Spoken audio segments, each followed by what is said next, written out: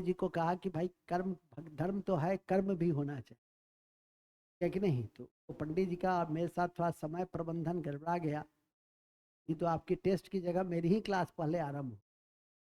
चलिए, कोई खास बात नहीं है, सब चलता रहता है।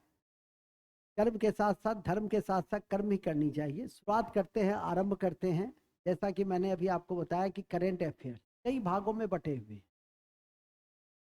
राष्ट्रीय, राष्ट्रीय, आर्थिक, विज्ञान, संवैधानिक। तो अब हमारी जो, हालांकि दो ही मूल भाग होते हैं, एक अंतर्राष्ट्रीय और दूसरा राष्ट्रीय। इसी परीक्षा में दो मूल भागों को जरूर ध्यान रखिए। अभी सुबह के सत्र में भी मैंने से जुड़ी हुई कक्षा ली थी, का पीडीएफ आपके समक्ष है, जिससे मुझे लिखने का अवसर कम मिलेगा, एक ही मेहनत में डबल काम चल जाए। तब मैं बता दूं कि राष्ट्रीय प्रदेश में सारी बात मैं कर चुका हूं, लेकिन आप लोग, मैं बहुत क्षुब्ध हूं आप लोगों से। कभी कभी तो आपको पढ़ाने की मुझे इच्छा भी नहीं होती।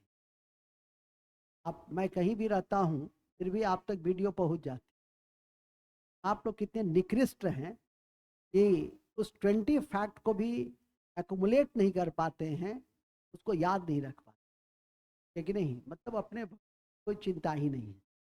तो सिर्फ 20 क्वेश्चंस नहीं होते, उसमें और भी कई क्वेश्चंस होते हैं, और काफ़ी मेहनत से उसको तैयार किया होता है। जिस्ट, करेंट का जिस्ट वो है। 100 क्वेश्चंस हैं, वैसे लगभग सभी प्रश्न बनेंगे ही परीक्षा में, और जो सबसे महत्वपूर्ण होगा वो पूछे जाएंगे। ये तो कल की बात थी जो अभी परिचर्चा में आई।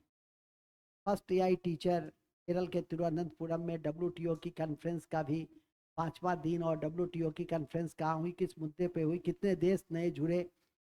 1995 में WTO की स्थापना मराकेश सम्मेलन के आलोक में हुए थे, और गेट की जगह पर WTO का गठन 1995 में मेघालय जेनेवा में किए गए थे, जिस व्यापार में तेजी आ सके। इस बार चूंकि सामान्यतः 2 वर्ष पर मंत्री स्तरीय सम्मेलन होते हैं, जो WTO की सर्वोच्च डिसीजन सिस्टम है, और सारे निर्णय वही होते हैं। कि आबू धाबी में 13वां हुआ, जहां 2 नए देश जुड़े। तो ये भविष्य के दृष्टि से अगले 2-3 महीना के बाद जो भी परीक्षा होगी उसमें निश्चित रूप से ऐसे क्वेश्चन पूछे जाएंगे, जहां एग्रीकल्चर, फिशरी, सब्सिडी और अन्य मुद्दों पे व्यापक परिचर्चा हुई। भी जैसे G20 में देखा होगा, वैश्विक जैव ईंधन गठबंधन हुआ 9 सितंबर 2023 को। ठीक इसी तरह से उन सब चीज़ों को याद रखिए। आजकल की परीक्षा में यदि COP28 है, दुबई में जो COP28 की बैठक हुई, या COP14 EMS पे आधारित, जो माइनॉरिटी स्पेसीज हैं, ऐसे विदेशी स्पेसीज जो काफ़ी कम रह गए हैं, उसको संरक्षित करने के लिए एक सम्मेलन हुआ था, तो हम लोग COP14 कहते हैं। CMS बेस्ड है, और वो कहाँ हुआ था अजय जी? EMS मतलब जो हमारा समिट है, विदेशी स्पेसीज है उसको, माइनॉरिटी स्पेसीज है उसको बचाने के लिए, वो कहाँ हुआ था? वो हुआ था समरकंद, उज्बेकिस्तान में।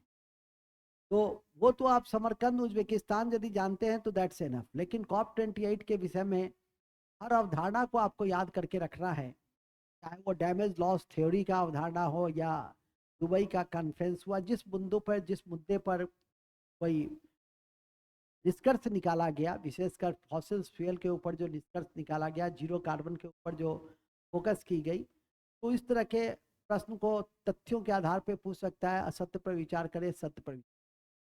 सिर्फ यह जानना पर्याप्त नहीं होता है कि वह सम्मेलन कहाँ हुए, उसके साथ साथ यह भी जानना चाहिए उस सम्मेलन के मूल बिंदु क्या है। तो ठीक उसी तरह से मैंने अभी आपको समझाया, बताया, और इसी कड़ी को मैं लेकर आगे बढ़ूंगा। पहले अंतर्राष्ट्रीय संदर्भ को, राष्ट्रीय हम देख चुके हैं, और मैं 4-5 तरीके से आपको बताया हूँ। एक जो PDF था उसको मैंने भेजा हूँ आप तक, फिर उसके बाद 3 टेस्ट और 2 अलग से एक्स्ट्रा आपको टेस्ट पेपर भेजा है, जिससे कम समय में आप ज़्यादा से ज़्यादा काम कर सके। तीसरा मैंने फिर ऑनलाइन 20 फैक्ट भेजा, फिर 20 क्वेश्चंस भेजा है 2020 के समूह में, और फिर अब क्लास, जो ऑफलाइन क्लास है, उसको मैं ले रहा हूँ। और इसके बावजूद आप शून्यवाद के समर्थक बने रहिएगा तो बड़ी चिंता का विषय, ठीक है कि नहीं। अब हम लोग इसी क्रम में अंतर्राष्ट्रीय संदर्भ को देखना चाहेंगे, तो लिखेंगे अंतर्राष्ट्रीय संदर्भ सितंबर से फरवरी तक। ऐसा मेहनत करो, तुम लोग मेहनत नहीं करती हो। सितंबर से सितंबर से सितंबर से सितंबर से फरवरी तक 2024।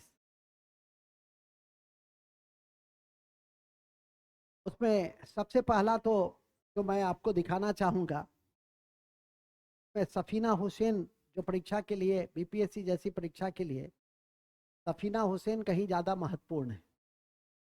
और सफीना हुसैन क्यों महत्वपूर्ण है? तो सफीना हुसैन इसीलिए महत्वपूर्ण है, सफीना हुसैन इसीलिए महत्वपूर्ण है कि सफीना हुसैन भारत की पहली महिला है जिसको वाइज पुरस्कार दिया गया है, जिसको वाइज पुरस्कार दिया गया है। आप पूछिएगा कि सर ये वाइज पुरस्कार क्या होता है? अभी रुकिए, शुरू कर देते हैं सुनने से पहले। वाइज पुरस्कार होता है कि शिक्षा के क्षेत्र में जो नवाचार किए जाते हैं, जैसे अभी केरल के तिरुवनंतपुरम में आपको नवाचार किया गया, AI बेस्ट, ठीक है कि नहीं। जो टीचर है वो 3 भाषा बोलती हैं, तो उसमें जो बढ़िया काम करता है, पहले तो उसका शिखर सम्मेलन हुआ, और उसका शिखर सम्मेलन अभी हाल ही में हुआ है दोहा कतर में, दोहा कतर में। तो ये पहला चीज तो यही पूछेगा, पहला तथ्य कि वाइज शिखर सम्मेलन 2024 कहाँ हुआ, ठीक है, या हाल ही में वाइज शिखर सम्मेलन कहाँ हुआ? तो दोहा कतर में। उसमें क्या महत्वपूर्ण बातें? उसमें महत्वपूर्ण है कि सफीना हुसैन जो पहली भारतीय महिला है उसको वाइज पुरस्कार दिया गया। और ये वाइज पुरस्कार का संबंध किससे है? तो शिक्षा के नवीनतम प्रयोग से, नए नए नवाचार में हुए प्रयोग से। ऑनलाइन क्या है? ये शिक्षा के क्षेत्र में नवाचार है जो 3 साल के भीतर आपको इस रूप में पहुंची कि गांव गांव तक हम पहुंच गए, ठीक है कि नहीं। तो अभी सियाचिन में एक मेरा छात्र है, मिलिट्री में है, क्लर्क के पद पर है, कमीशन की तैयारी करता है, वो भी अभी देख रहा होगा, ठीक है कि नहीं। तो वो कभी छूट जाता है उसको ड्यूटी के कारण, तो रात में देखता है। सियाचिन ग्लेशियर में एक लड़का है जो सिक्किम पोस्ट पर है, नहीं, कई लड़के इसमें गंभीर हैं, तो उस गंभीरता की स्थिति में मुझे कई बार बहुत गुस्सा आता है। लेकिन कुछ ऐसे छात्र हैं 10-20 जो बड़े गंभीरता से, और फोन बराबर करता रहेगा और बताता रहेगा, तो बड़ी गंभीरता से अपनी तैयारी को अंजाम दे रहे, कहाँ कहाँ तक पहुंचा हुआ है। तो ऑनलाइन के माध्यम से आप कहाँ तक जा सकते हैं उसको आप महसूस कर सकते हैं। और उसके साथ साथ उसका ग्रुप के भी 2-4 लड़के जो उस तरह की, कुछ लड़के तो संतुष्ट भाव में रहते हैं कि हो गया, बहुत हुआ जीवन में जो मिला, संतोषम परम सिखम। और कुछ ऐसे होते हैं जो हमेशा आगे बढ़ना चाहते हैं। तो चलिए खैर, तो अभी मैंने कहा कि यही 3 बातें सबसे पहले आप याद रखिए। तो लिखिए, हाल ही में वाइज पुरस्कार, हाल ही में वाइज पुरस्कार, वाइज शिखर सम्मेलन, वाइज शिखर सम्मेलन, वाइज शिखर सम्मेलन दोहा कतर में संपन्न हुई, दोहा कतर में संपन्न हुई, दोहा कतर में संपन्न हुई। यह सम्मेलन, यह सम्मेलन, यह सम्मेलन शिक्षा के क्षेत्र में नवाचार से संबंधित है। यह सम्मेलन शिक्षा के क्षेत्र में नवाचार से संबंधित है, शिक्षा के क्षेत्र में नवाचार से संबंधित है, शिक्षा के क्षेत्र में नवाचार से संबंधित है। नोट, परीक्षा में पूछेगा, ये यदि नहीं पूछा तो ये पूछ सकता है, सफीना हुसैन, इसलिए सफीना हुसैन को याद रखिए, ठीक है, आपके लिए बेहतर होगा। तो लिखेंगे नोट, पहली भारतीय महिला वाइस,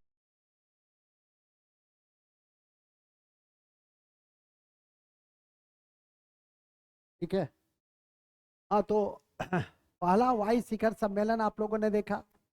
वाइस शिखर सम्मेलन के बाद आप देखेंगे जर्मन वाच ने जलवायु परिवर्तन प्रदर्शन सूचकांक जारी किया। 2024 में। और इस सूचकांक में भारत का स्थान कौन सा है? 7वां। 2023 में कौन सा था? 2023 में 8वां था। 2023 में 8वां था। और 2024 में 7वां है, जो आपको याद करके रखना है। देखिए, जर्मन वॉच ने हाल ही में जर्मन वॉच ने हाल ही में जर्मन वॉच ने हाल ही में जलवायु परिवर्तन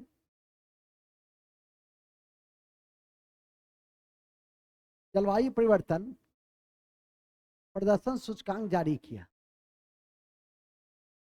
प्रदर्शन सूचकांक जारी किया। जलवायु परिवर्तन प्रदर्शन सूचकांक जारी किया।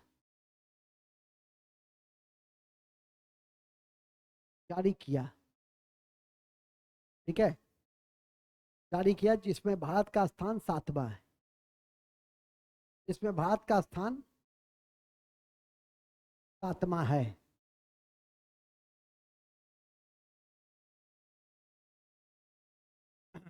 इसमें भारत का स्थान 7वां है। ठीक है, इसमें 2 शब्द नोट में लिख दीजिएगा, 2 तथ्य है। Early warning for all United Nation organisation से संबंधित है। Early warning for all. Early warning for all का संबंध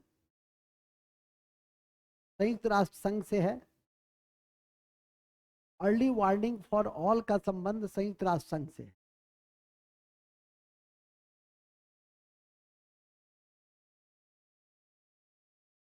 अर्ली वार्निंग फॉर ऑल का संबंध संयुक्त राष्ट्र संघ से।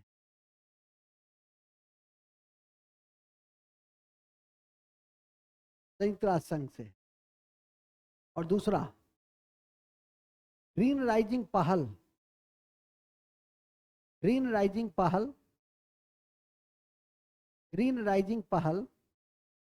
यूनिसेफ प्लस भारत की से संबंधित है। यूनिसेफ प्लस भारत से संबंधित है। यूनिसेफ प्लस भारत से संबंधित है। यूनिसेफ प्लस भारत से संबंधित है। यूनिसेफ चिल्ड्रन इमरजेंसी फंड है, ये से संबंधित ये ऑर्गेनाइजेशन है, जो काफी महत्वपूर्ण होता है, तो ध्यान में करके रख सकते हैं। एक लीग है, एक संगठन है, अरब लीग। याद रखिएगा, यह संगठन बहुत इंपॉर्टेंट संगठन है। इसमें हाल ही में एक कंट्री जुड़ा है, अरब लीग। कौन बताएगा अरब लीग के विषय में? की स्थापना कब हुई थी? पहले तो यह लिख लो कि इसमें कौन सा सदस्य जुड़ा है। अरब लीग में हाल ही में जुड़ने वाला कौन सा देश है? बताओ जी। अरब लीग में हाल ही में जुड़ने वाला देश का नाम है सीरिया। क्या नाम है? सीरिया। तो लिखेंगे हाल ही में अरब लीग में जुड़ने वाला सीरिया है।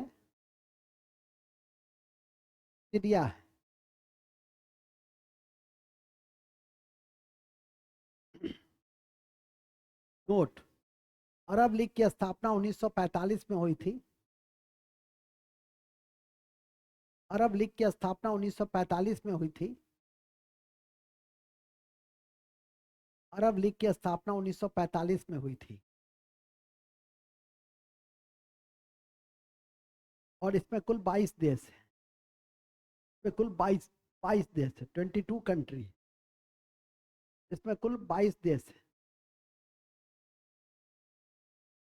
22 देश है। हर साल इसकी बैठक, रुक जाइए, हर साल इसकी बैठक होती है मई जून के महीने में। इस वर्ष भी हुई, 23 में भी। अब तो सितंबर में जो परीक्षा होगी, अगस्त सितंबर में बीपीएससी की जो परीक्षा होगी, उसमें तो 2024 का ही पूछेगा। लेकिन अभी कल परसों जो शिक्षक की परीक्षा होगी, उसमें पूछा जा सकता है कि 2023 में अरब लीग की बैठक कहाँ हुई।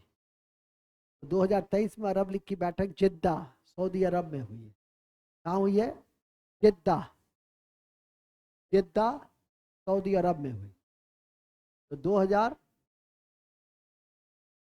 जिद्दा सऊदी अरब में।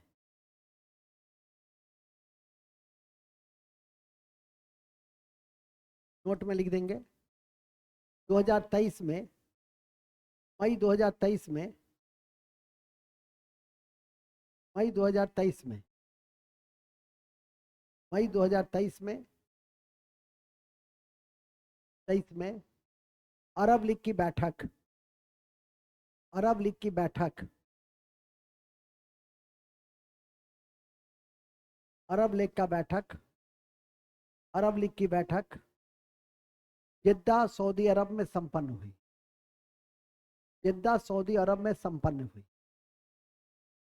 जिद्दा, जिद्दा लिखे तो जिद्दा, जिद्दा सऊदी अरब में संपन्न हुई।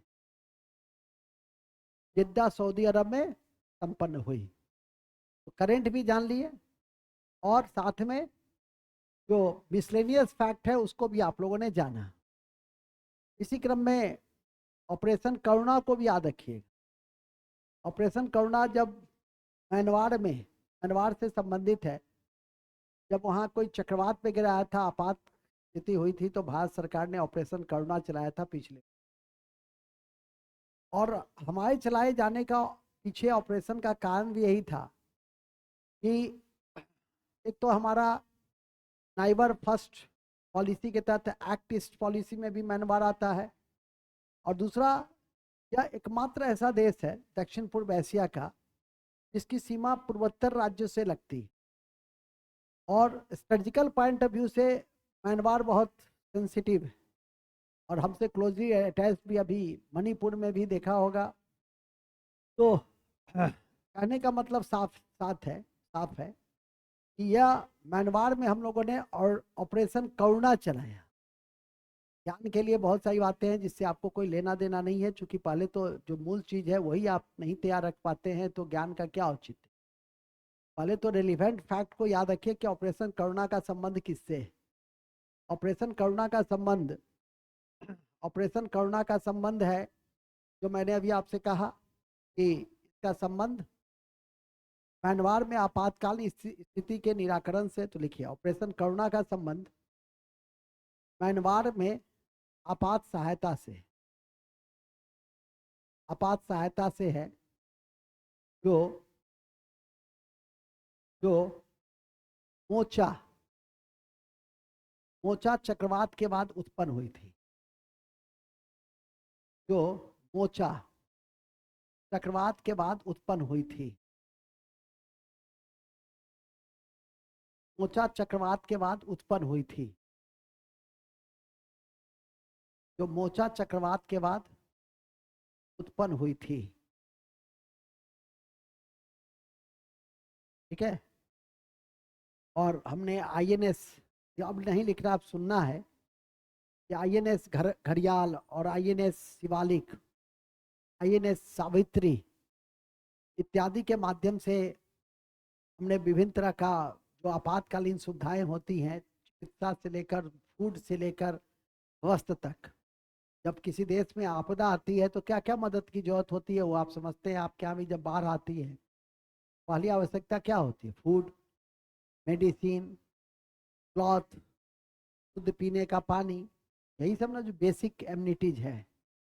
उस समय ये नहीं कि हम वेब सीरीज का फिल्म देखेंगे, ये सुविधा मिलनी चाहिए, वाईफाई मिलनी चाहिए, ये तो कोई ज़रूरी भी नहीं है। लेकिन जो मैंने अभी कहा तो डिफरेंट जो आईएनएस है उसने भूमिका निभाई। ये एक आईएनएस भी बता रहा था मैं, ठीक है कि नहीं? ये आईएनएस, आईएनएस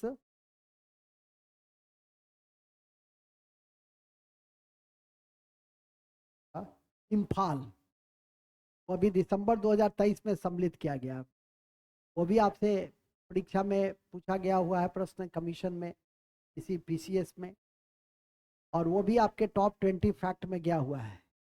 26 दिसंबर को हमने उसको 2023 को सम्मिलित किया है। तो जैसे कल मैंने बताया, अभी बताया ना कि लक्षद्वीप में हमने क्या है, आईएनएस जटायु, INS जटायु को वहाँ नेवल बेस बनाया। ये जटायु आपके लिए बहुत इंपॉर्टेंट होगी भविष्य के दृष्टि से। उसी तरह से INS इम्फाल को याद रखिए, कॉपी के ऊपर में लिख लो INS इम्फाल। INS इम्फाल 26 दिसंबर 2023 को भारतीय नौसेना में जोड़ा गया। भारतीय नौसेना में जोड़ा गया। भारतीय नौसेना में जोड़ा गया था।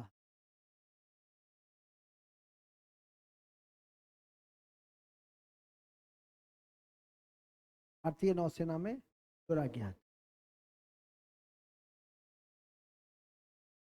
है।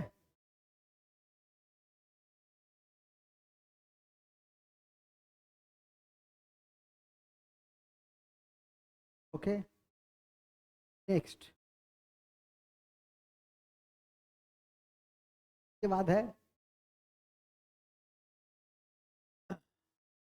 एक संगठन है NATO, North Atlantic Treaty Organisation है, जिसकी स्थापना 1949 में हुई थी और उसका मुख्यालय ब्रुसेल्स में। ये पूंजीवादी देशों का यूरोपियन एकीकरण है, रक्षा एकीकरण कहिए उसको, डिफेंस यूनिफिकेशन कहिए। उसमें अब 31 देश हो गया है और 31वां देश कौन हो गया है? फिनलैंड, जो झीलों का देश है। लिखिएगा NATO, NATO North Atlantic Treaty Organisation, North Atlantic Treaty Organisation, Treaty Organisation में 31वां देश, 31वां देश, 31वां देश फिनलैंड है। फिनलैंड 32वें के रूप में स्वीडन की संभावना है और 32वें के रूप में स्वीडन की संभावना है।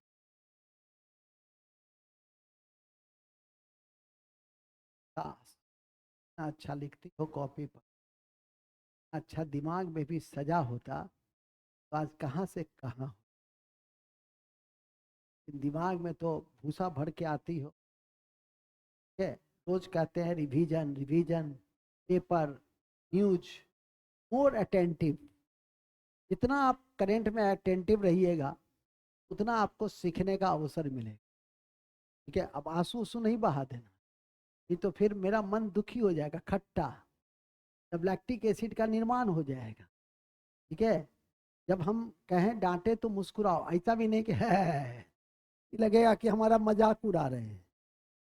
तो मजाक भी नहीं उड़ाना है, नहीं मतलब आत्मंथन करना है। नहीं, बात तो सही, बात तो सही कर, जैसे वो अभी कहेगी सर मुझे समय प्रबंधन नहीं मिल पाता है पढ़ने। इस समय प्रबंधन किस चिड़िया का नाम है ये मुझे नहीं समझ। ठीक है कि नहीं, जब मन हो जाए 5 घंटा पढ़ लो, जब मन हो जाए 10 घंटा पढ़ लो। ठीक है कि नहीं, जब मन हो जाओ सो जाओ। कमीशन में ऐसा नहीं ना कि सुबह उठो शाम सुतो दोपहर उठो। कमीशन में जब मौका मिल जाए, मूड फ्रेश रहे, जब जब मौका, सर ऐसे कीजिएगा तब तो मुझे 10-10 दिन तक मौका ही नहीं मिलता। हमसे तो व्यस्त नहीं है वो अधिक, फिर भी हमें इतना मौका मिल जाता है कि 2-2.5 घंटा हम ऑनलाइन में किसी न किसी रूप में रहते ही हैं। NCERT बैच में रहते ही हैं, 1-2-3 वीडियो कम से कम जाता ही होगा। वो वीडियो भले ही 20 मिनट का होता है लेकिन उसके पहले की प्रक्रिया क्या होती है, कठिन होती। क्लास में वीडियो बना लेना बहुत का आसान काम है, अभी पढ़ा रहे बन गया, लेकिन ऐसे उसको सफर करके नहीं होता है कि चलो आज अभी वीडियो इस पर बनेगा। वो क्या होता है, वो बहुत कठिन काम होता है। क्लास का वीडियो क्या, क्लास ले रहे वीडियो बन गया, ये तो बहुत आसान है। ठीक है कि नहीं, खैर मूल में आ जाओ। मूल यह है कि फिनलैंड के बाद स्वीडन होगा। ठीक है, याद रखिएगा, आजकल में उसकी प्रक्रिया पूरी हो जाएगी मुझे लगता है। जैसा जो क्वेश्चन रहेगा उस मुताबिक उसको डील कर लेना। नाटो की स्थापना कब हुई? 1949। मुख्यालय कहाँ है? ब्रुसेल्स। तो नोट लिख दो नाटो। नाटो जब लिखते हैं तो नाटो वाला जो लिखते हैं छोटा वाला NATO, बड़ी बड़ी बड़ी सब में बड़ी लिखो। नेशनल वो नेशनल कहता हूँ, नॉर्थ अटलांटिक ट्रीटी ऑर्गेनाइजेशन 1949 में स्थापित हुआ। 1949 में स्थापित हुआ। ब्रुसेल्स इसका मुख्यालय है। ब्रुसेल्स का मुख्यालय कहाँ है? ब्रुसेल्स है।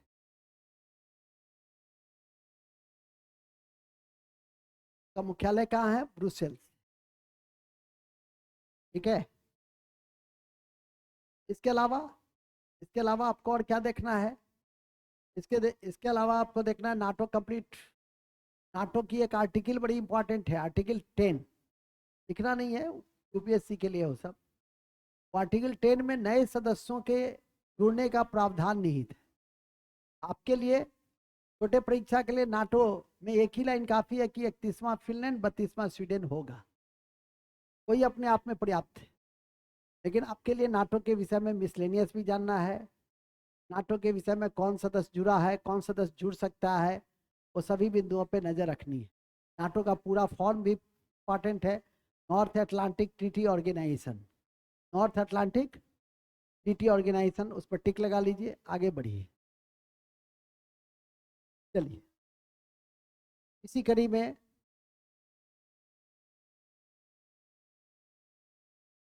में ये एक इम्पॉर्टेंट पार्ट है। 3-4 काफी महत्वपूर्ण चेंज हुआ है इंटरनेशनल। Donald tusk. कौन टस्क? डोनाल्ड टस्क पोलैंड के नए प्रधानमंत्री बने हैं, तो वो इंपॉर्टेंट है। कौन? Donald tusk. लेकिन उससे भी ज्यादा महत्वपूर्ण है फ्रेडरिक 10th। वहाँ की जो महारानी थी, 52 सालों तक महारानी थी, तब अपनी सत्ता फ्रेडरिक दसम को सौंपी है। ये नए डेनमार्क का नया सम्राट है, तो उसको परीक्षा के दृष्टि से याद रख सकते हैं। डेनमार्क के साथ हमने अभी हरित ईंधन समझौता भी किया है, गठबंधन किया है। भारत ने हरित ईंधन गठबंधन किया है। ये एक ऐसा देश है जो पशुपालन के आधार पर विकसित है। कोपेनहेगन इसकी कैपिटल और काफी चर्चित कैपिटल है वर्ल्ड मैप पे, जो ध्यान में रखना चाहिए। अभी जलवायु परिवर्तन के विषय में जो बता रहा था, तो 1 2 3 में कोई नहीं है, 4th में डेनमार्क ही। लेकिन आपको इंडिया का पोजीशन को ज्यादा ध्यान में रखना है। अब हम चले इस डेनमार्क के नए सम्राट में। और तीसरा जो इंपॉर्टेंट चेंज है अभी तक, वह है गैब्रियल अटल। गैब्रियल अटल फ्रांस के नए प्रधानमंत्री हैं, जो सबसे कम उम्र के, लगभग 35 साल के मात्र हैं, और फ्रांस जैसे विकसित देश के प्रधानमंत्री बने हैं। और याद रखिएगा कि फ्रांस के राष्ट्राध्यक्ष मैक्रो 2024 में गणतंत्र दिवस के मुख्य अतिथि थे। यह भी ध्यान रखिएगा। और गणतंत्र दिवस में सर्वश्रेष्ठ झांकी का पुरस्कार किसको मिला? उड़ीसा को मिला। संस्कृति मंत्रालय में संस्कृति मंत्रालय। तो यहाँ पर यह ध्यान रखिए, मूल रूप से तो लिखिए तीन मूल बिंदु लिखिएगा। डोनाल्ड टस्क, हाल ही में डोनाल्ड टस्क हाल ही में डोनाल्ड टस्क हाल ही में डोनाल्ड टस्क डोनाल्ड टस्क हाल ही में डोनाल्ड टस्क पोलैंड के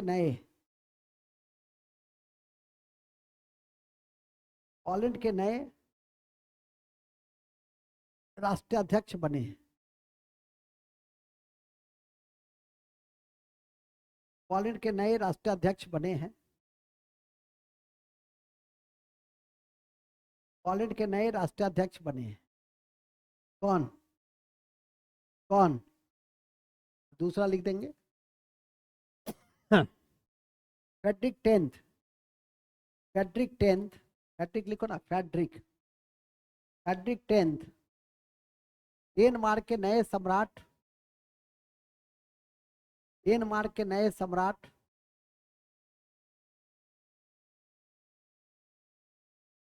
और हाल ही में भारत ने, में लिखो, और हाल ही में भारत ने डेनमार्क के साथ हाल ही में भारत ने डेनमार्क के साथ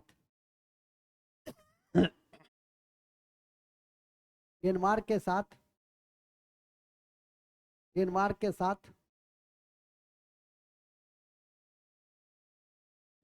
हरित ईंधन गठबंधन किया है, ग्रीन फ्यूएल अलायंस, हरित ईंधन गठबंधन किया है, ग्रीन फ्यूएल अलायंस किया है,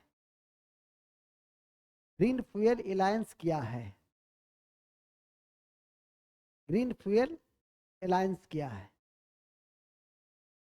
ठीक है, कौन ईंधन? हरित ईंधन। तीसरा नाम है गैब्रियल अटल, तो लिख देंगे गैब्रियल अटल, गैब्रियल अटल, गैब्रियल अटल, गैब्रियल अटल, गैब्रियल अटल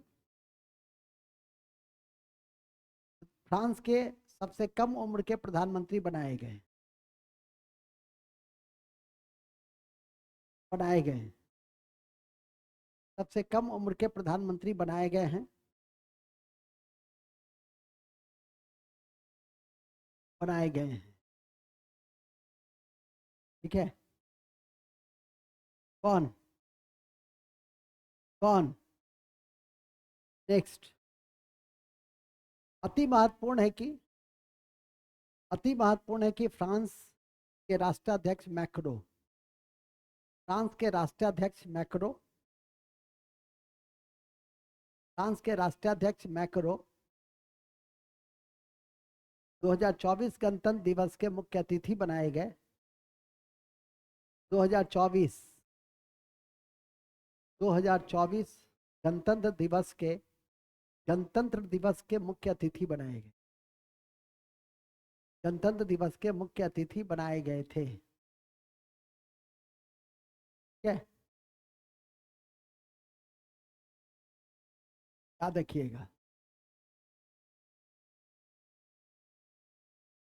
अभी ये भी न्यूज़ काफ़ी इम्पोर्टेंट रहा कि 8 नौसैनिक अधिकारी को एक देश था जो मृत्यु दंड दे दिया, लेकिन बाद में प्रधानमंत्री की डिप्लोमेटिक यात्रा पिछले महीना ही संपन्न हुई। उसी पृष्ठभूमि के आलोक में 8 को जो भी थे सबको आम माफ़ी दे दी गई।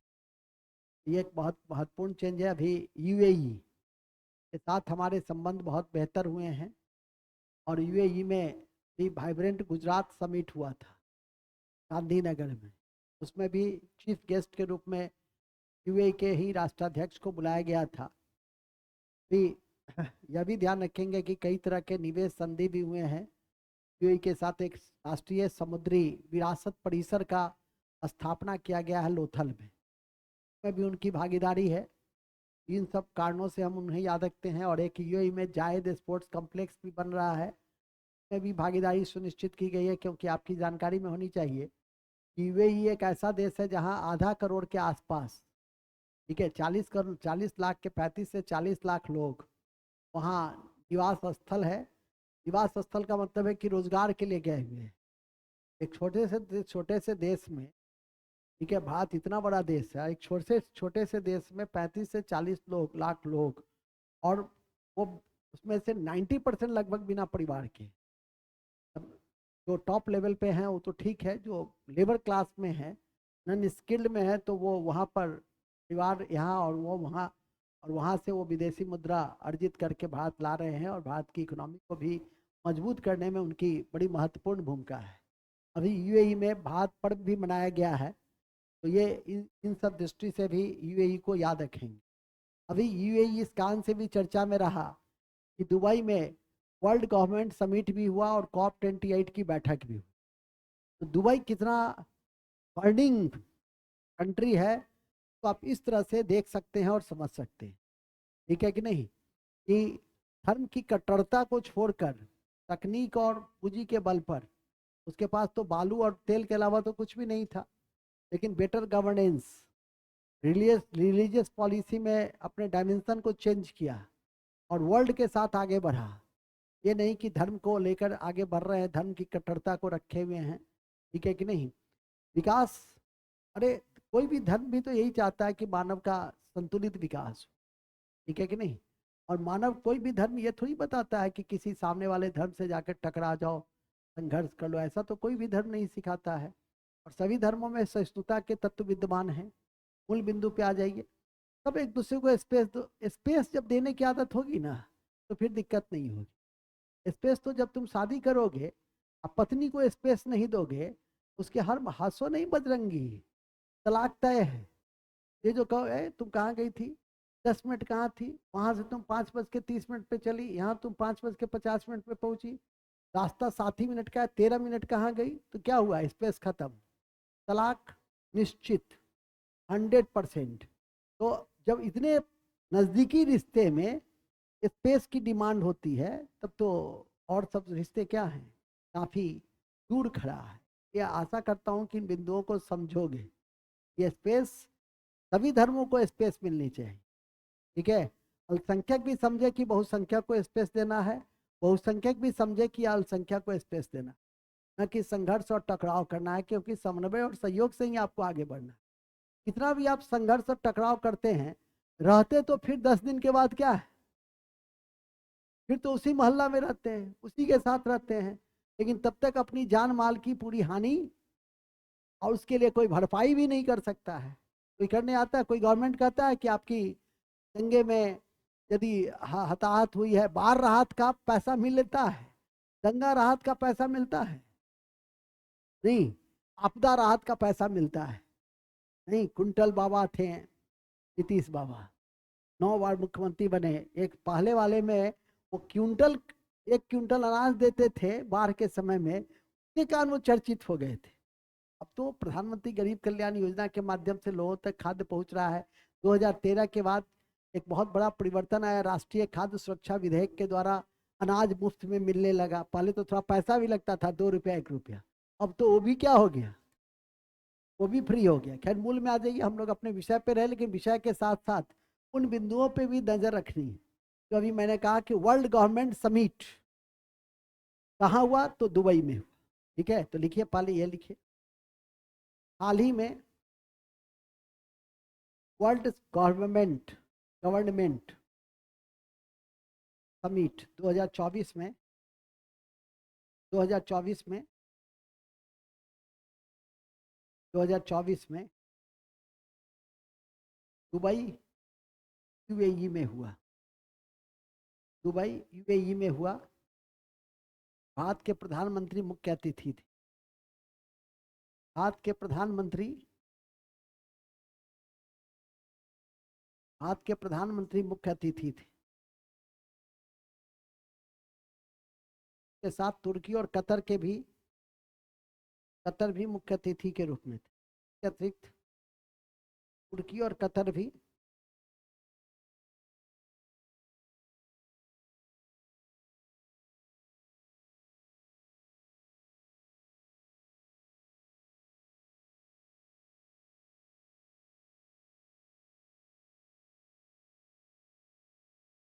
क्या था। नेक्स्ट में लिखेंगे, इसी जगह पर, या पहले ये लिख लो, इस सम्मेलन का मुख्य थीम भविष्य की सरकार है। इस सम्मेलन की मुख्य थीम भविष्य की सरकार है। इस सम्मेलन की मुख्य थीम भविष्य की सरकार है।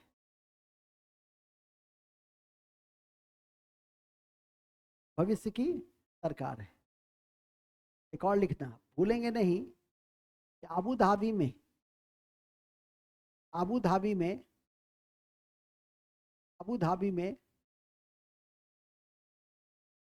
मध्य पूर्व एशिया का पहला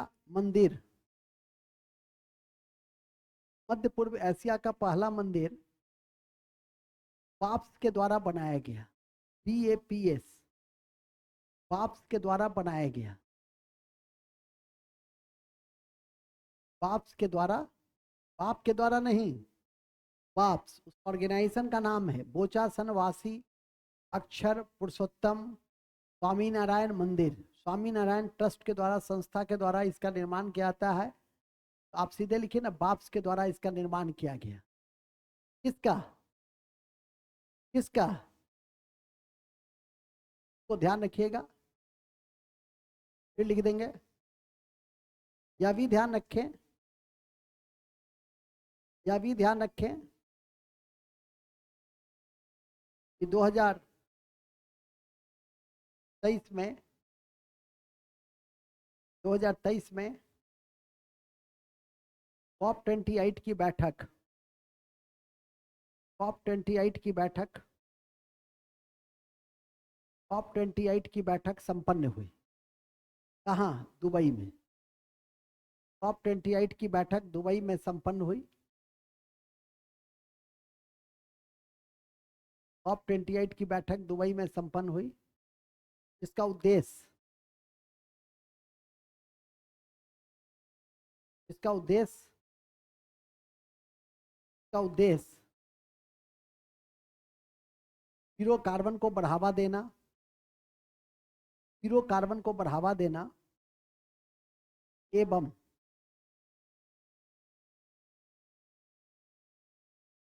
जीरो कार्बन को बढ़ावा देना एवं लॉस और डैमेज, लॉस और डैमेज, लॉस और डैमेज, लॉस और डैमेज, लॉस और डैमेज मतलब हानि और क्षति कोष बनाना विश्व बैंक की सहायता, विश्व बैंक की सहायता से लॉस और डैमेज कोष को बनाना है, बनाना है।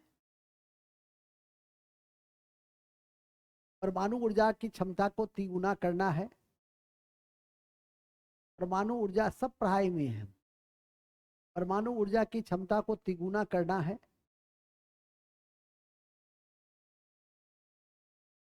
परमाणु ऊर्जा की क्षमता को तिगुना करना है एवं और वैश्विक शीतलन प्रतिज्ञा, वैश्विक शीतलन प्रतिज्ञा, वैश्विक शीतलन प्रतिज्ञा को लागू करना, लागू करना। नवीनीकरण ऊर्जा को बढ़ावा देना, नवीनीकरण ऊर्जा को बढ़ावा देना,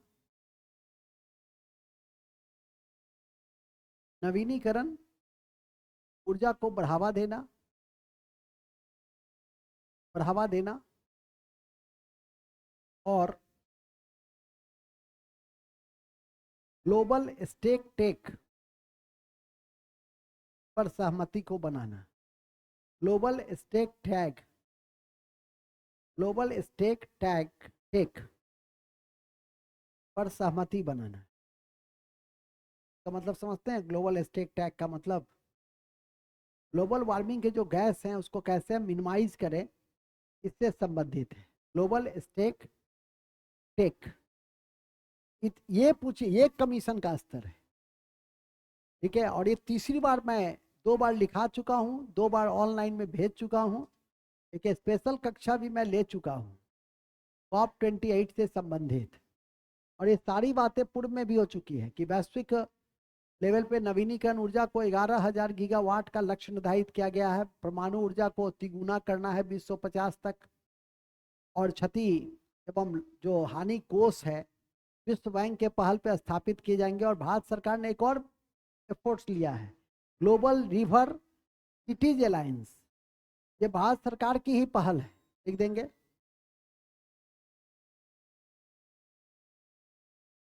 ग्लोबल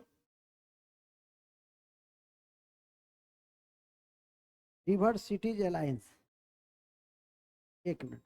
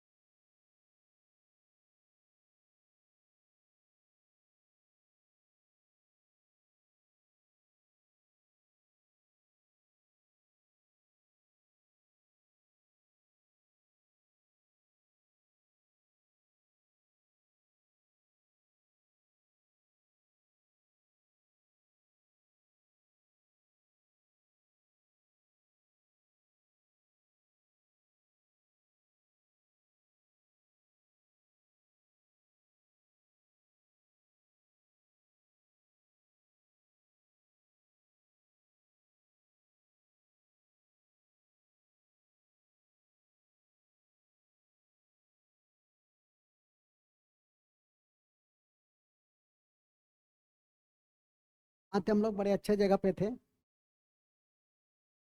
तो थे ग्लोबल रिवर सिटीज अलायंस में थे।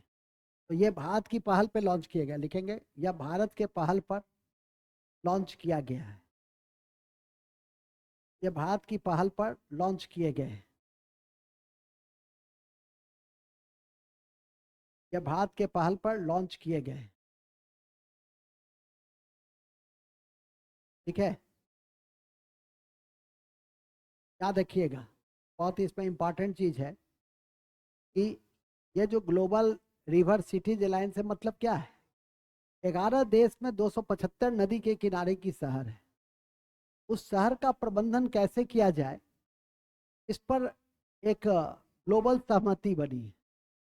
तो क्या अभी गंगा क्या है? हमारी जीवन रेखा है, भारत की जीवन रेखा है, विशेषकर उत्तर भारत की।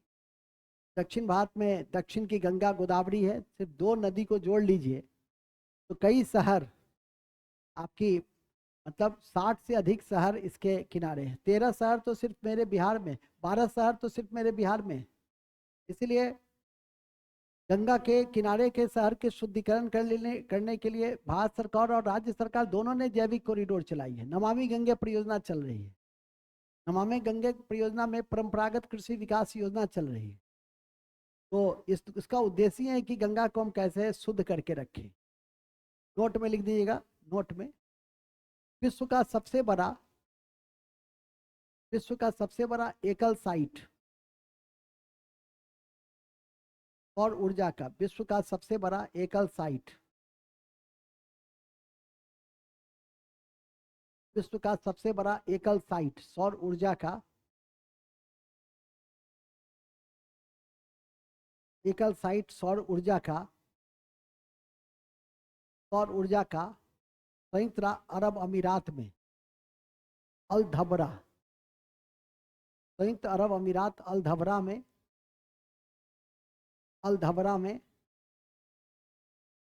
बनाए जाएंगे।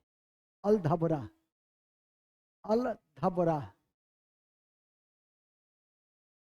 में बनाए जाएंगे।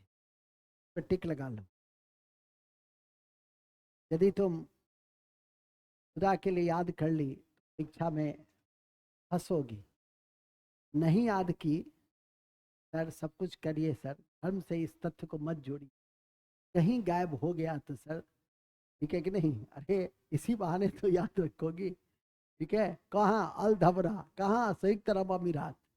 रिवाइज कीजिए ना बैठ करके, रोज तो कहते हैं कि जो पढ़ लिया उसको रिवाइज कीजिए। रिवाइज, जब रिवाइज करने की आदत हो जाएगी तो कोई दिक्कत ही नहीं होगी। ठीक है कि नहीं? और इसी क्रम में इन बिंदुओं को याद करके रखना। कॉप 29 की बैठक होगी इसी वर्ष 2024 में, कहाँ? अजरबैजान में।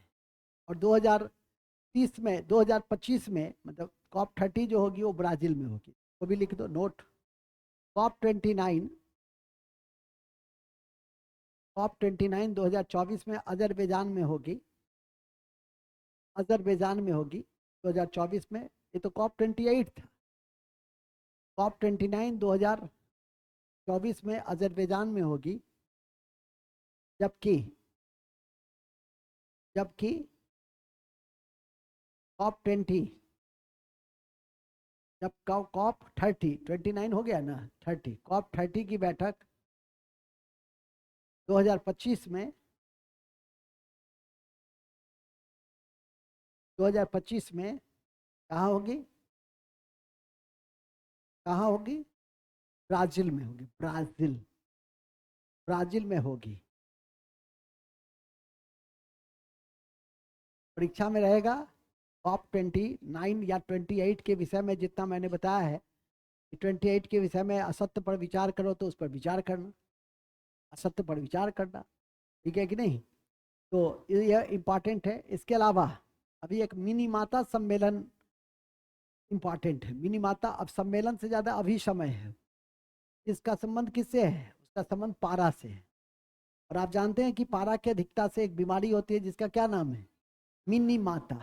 ठीक है कि नहीं? कैडमियम की अधिकता से इटाई होती है, और नाइट्रोजन डाइऑक्साइड की अधिकता से ब्लू बेबी सिंड्रोम होता है। तो इन सब चीज़ों को ध्यान में करके रखना है आप लोग को।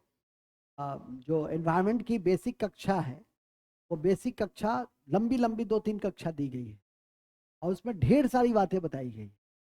कुछ बातें तो ज्योग्राफी से जुड़ी हुई है जो हो चुका है, कुछ बातें तो कुछ कभी करंट में, जैसे अभी COP28 हुआ, COP28 के विषय में जितनी बात बताया वो भी क्या है, वो भी पर्यावरण है। कि पर्यावरण के संदर्भ में जो कौन कौन से सम्मेलन चर्चित है, तो COP28 चर्चित है।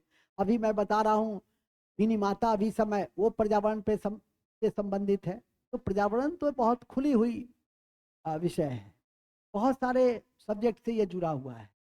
साइंटिफिक चीज़ों को साइंस के संदर्भ में देखिए, डेवलपमेंट के कॉन्टेक्स्ट को ज्योग्राफी के कॉन्टेक्स्ट में देख सकते हैं। कुछ इकोनॉमी से भी जुड़े हुए मुद्दे हैं, जैसे सतत विकास, सस्टेनेबल डेवलपमेंट, 17 गोल पॉइंट्स, वो सब भी पर्यावरण से ही जुड़ा हुआ अभी समय है।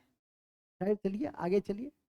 इसी क्रम में अभी मैंने बताया COP5, COP5, COP5, ये COP5 का संबंध है मिनीमाता अभी समय।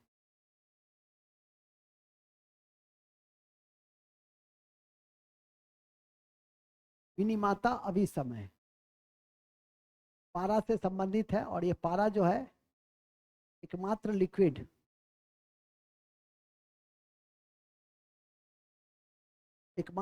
मेटल है। पारा क्या है? एकमात्र लिक्विड मेटल है। पारा क्या है?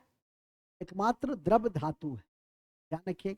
नेक्स्ट लिखेंगे मिनीमाता अभी समय की 5वीं बैठक जिनेवा स्विट्जरलैंड में आयोजित की गई। जिनेवा स्विट्जरलैंड में आयोजित की गई। जिनेवा स्विट्जरलैंड में आयोजित की गई। अगली बैठक चिली में होगी। इसकी अगली बैठक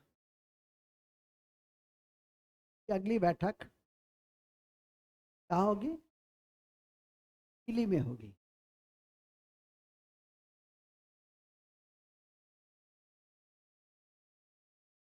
चिली में होगी।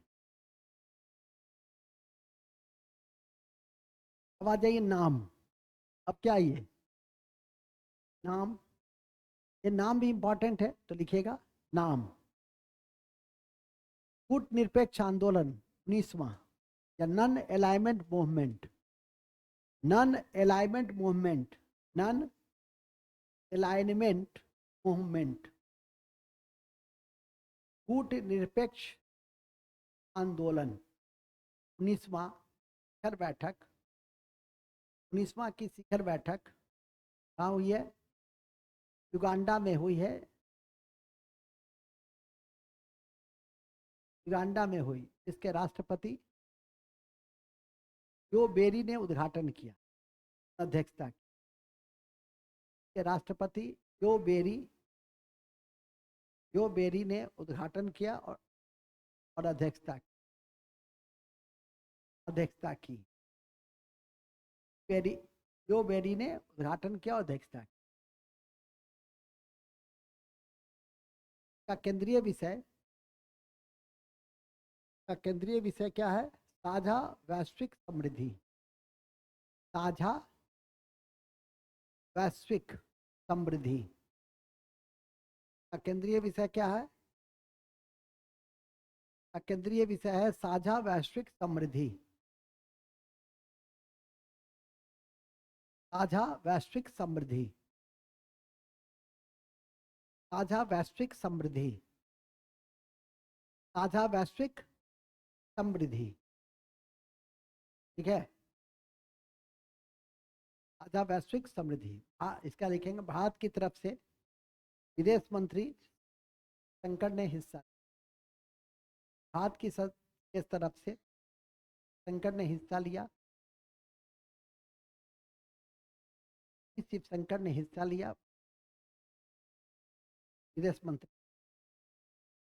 शिव शंकर ने, जयशंकर आज की मय वातावरण की जयशंकर ने हिस्सा लिया। जयशंकर कर दे की जयशंकर ने हिस्सा लिया। की जयशंकर ने हिस्सा लिया और वर्तमान में 121 सदस्य हैं।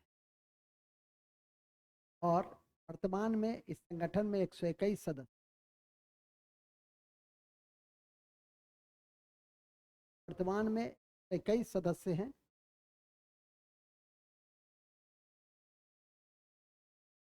एक सौ 21 सदस्य हैं। नाम की स्थापना पॉइंट करके, नाम की स्थापना 1961 में, 1961 में पांडुंग सम्मेलन के, पांडुंग पांडुंग सम्मेलन के,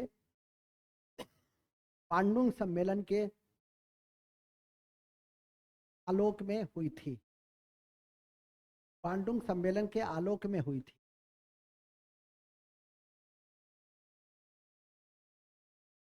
क्या में हुई थी? दो बहुत इंपॉर्टेंट एआई पे, एआई पे जो ग्लोबल कॉन्फ्रेंस है, एक तो है ग्लोबल एआई समिट, फर्स्ट है। एक है जीपीएआई समिट।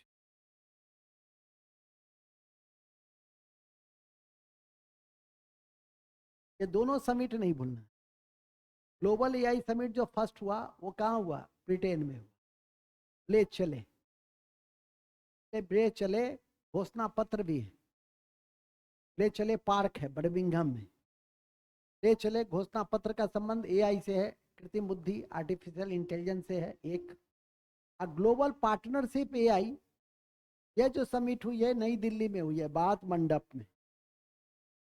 कहाँ हुई है? भारत मंडप में। कंफ्यूजन नहीं होना चाहिए। ये भी पूछ सकता है, ये भी पूछ सकता है। ये जो है किससे जुड़ा हुआ है? ये भारत मंडप से। जहां पी लगा होगा तो ये पार्टनरशिप, ग्लोबल पार्टनरशिप एआई, ये होगा भारत में। और सीधे जी होगा ग्लोबल एआई समिट, ये हो जाएगा कहाँ? लिख लो, ऐसे लिखिए। पहला, पहला global partnership, global partnership AI summit नई दिल्ली भारत मंडप में हुई। नई दिल्ली भारत, नई दिल्ली, नई दिल्ली भारत मंडप में हुई। नई दिल्ली भारत मंडप में हुई। इसमें कुल वर्तमान में 19 सदस्य, कुल 19 सदस्य।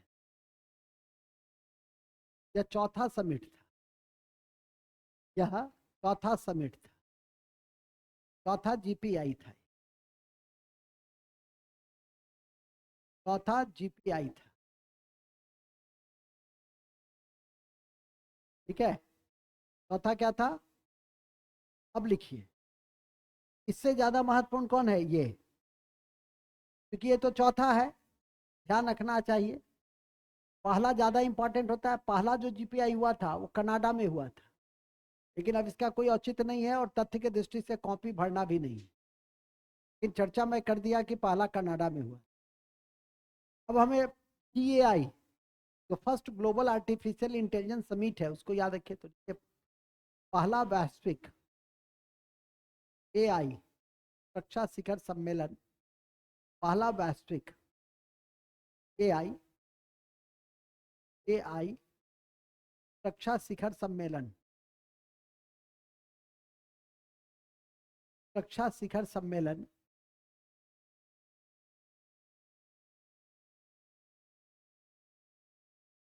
रक्षा शिखर सम्मेलन अमेरिका के, अमेरिका नहीं, ब्रिटेन के, ब्रिटेन के ब्लेचले पार्क में, ब्रिटेन के ब्लेचले पार्क में, ब्लेचले पार्क बर्मिंघम में हुआ, में हुआ।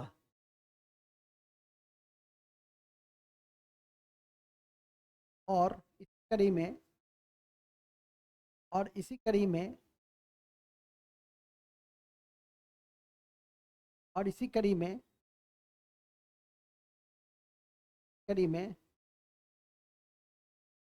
विश्व का पहला एआई सुरक्षा संस्थान यहीं खोला गया,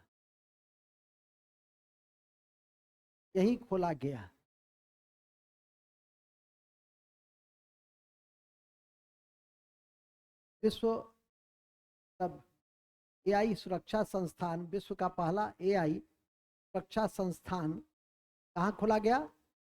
ब्रिटेन, ब्लेचले, बर्मिंघम में खोला गया। यही खोला गया, हो गया, बात खत्म। कहाँ खोला गया? कहाँ खोला गया? टिक लगा लो। अगला शिखर सम्मेलन फ्रांस में होगा। अगला शिखर सम्मेलन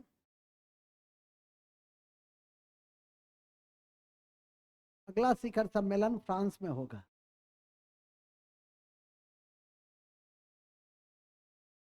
अगला शिखर सम्मेलन कहाँ होगा? फ्रांस में होगा। तो क्लियर हो गया ना? तो क्वेश्चन गलत नहीं होगा। नेक्स्ट, थ्री बेसिन शिखर सम्मेलन, थ्री बेसिन बेसिन नहीं लिखना, थ्री बेसिन शिखर सम्मेलन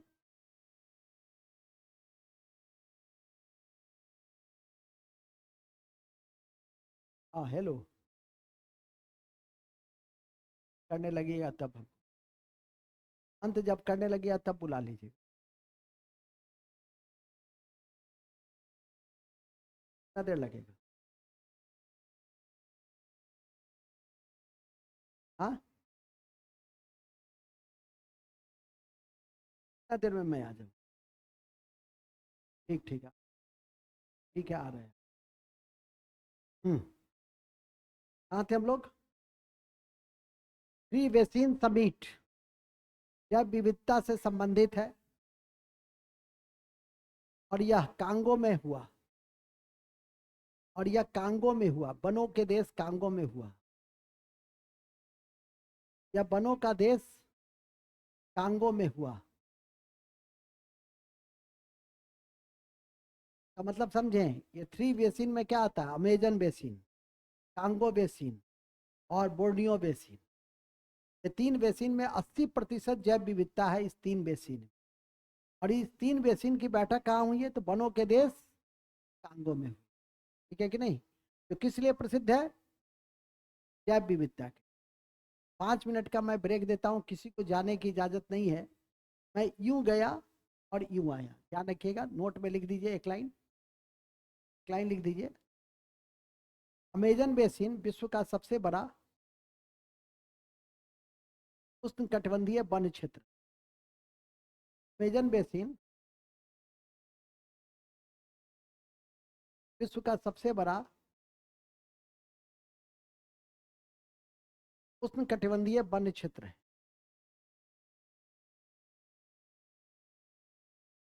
उष्णकटिबंधीय वन क्षेत्र है। सिर्फ मैं 5 मिनट का आप रिवीजन करने के लिए दे रहे हैं, ब्रेक नहीं दे रहे हैं। जितना अभी बताए हैं उसको देखिए। आज हम अंतर्राष्ट्रीय पूरा करेंगे, इसलिए ध्यान रखिए।